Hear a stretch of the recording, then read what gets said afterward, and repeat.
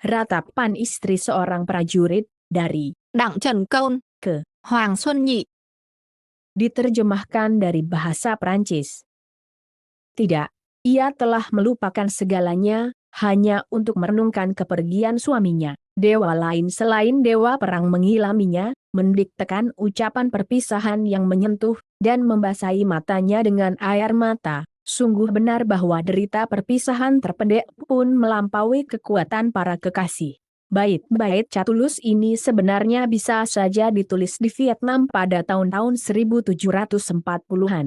Pada masa pergolakan itulah, yang ditandai oleh penarikan pasukan, ratapan istri seorang prajurit, Chinh Phú Ngâm. digubah. Di tengah gemuruh genderang, terdengar tangis seorang perempuan muda Vietnam, yang suaminya pergi ke medan perang, terlambat pulang dan tidak pulang. Segenap kesedihan, segenap pemberontakan, segenap kepedihan penantian terungkap di sana dengan kehalusan yang tiada tera. Ini adalah elegi yang intim, bukan pamflet. Namun, ia mengambil nada keputusasaan yang begitu pasrah, kerinduan yang begitu tulus akan kelembutan dan kegembiraan sederhana cinta, sehingga ia membangkitkan kebencian naluriah terhadap perang. Legenda bahkan menuturkan bahwa beberapa prajurit, yang mendengarnya dilantunkan di senja perkemahan, akhirnya melarikan diri. Dengarkanlah istri sang prajurit, banyak yang pergi, sedikit yang kembali. Di medan pembantaian, kehidupan petualangan sang prajurit, tak ubahnya warna dedaunan. Ratapan ini sampai kepada kita melalui tiga sosok luar biasa, yang dipertemukan melintasi abad, seorang penyair asli, seorang penerjemah jenius, dan seorang penyebar berbahasa Prancis yang gigih. Đặng Trần Côn. Penyair asli.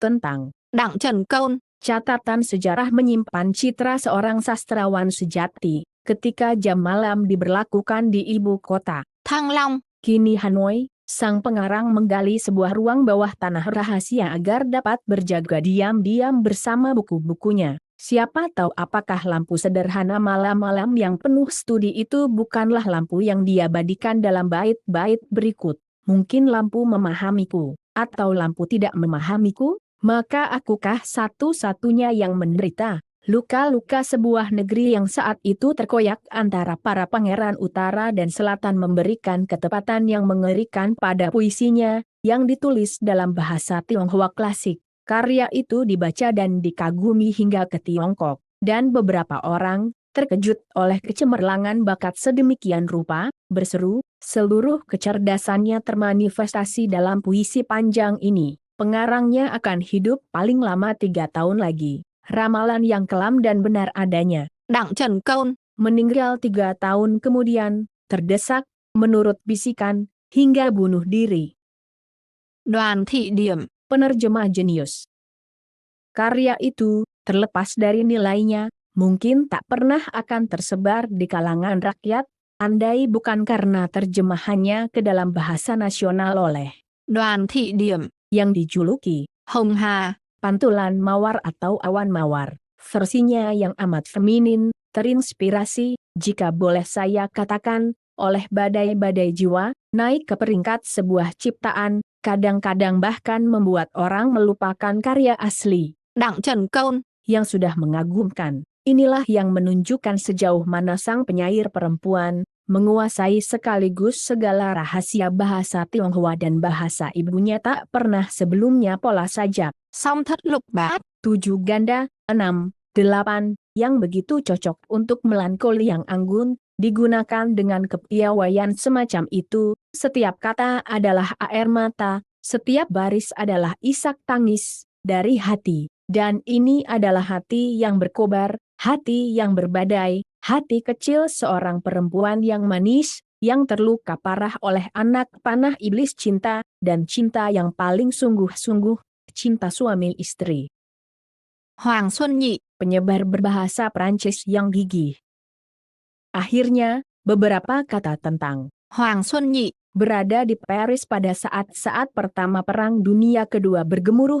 Ia mencari dalam puisi-puisi nenek moyangnya sebuah pesan universal untuk disampaikan kepada Eropa yang terbakar. Jurnalnya menggambarkan antusiasme yang membuatnya, suatu hari, berjalan, atau lebih tepatnya terbang, melintasi ibu kota, melantunkan dengan suara keras bagaikan kerasukan, bagaikan orang gila. Orang-orang Paris menoleh dengan tampang geli atau iba, kasihan, pikirnya, mereka pasti akan terhanyut dalam sukacita dan melupakan kesedihan tak terhingga akan perang, andaikan mereka memiliki setetes saja kebahagiaanku yang besar. Mengapa ia akhirnya memilih harapan istri seorang prajurit? Karena karya itu telah tertanam dalam darahnya sendiri sejak buayan, yatim piatu sejak dini. Ia telah menemukan dalam air mata yang tak ternilai dari perempuan mulia dan begitu menyedihkan ini. Mariana Alcoforado dari Asia Timur jauh ini sebuah kasih sayang ibu.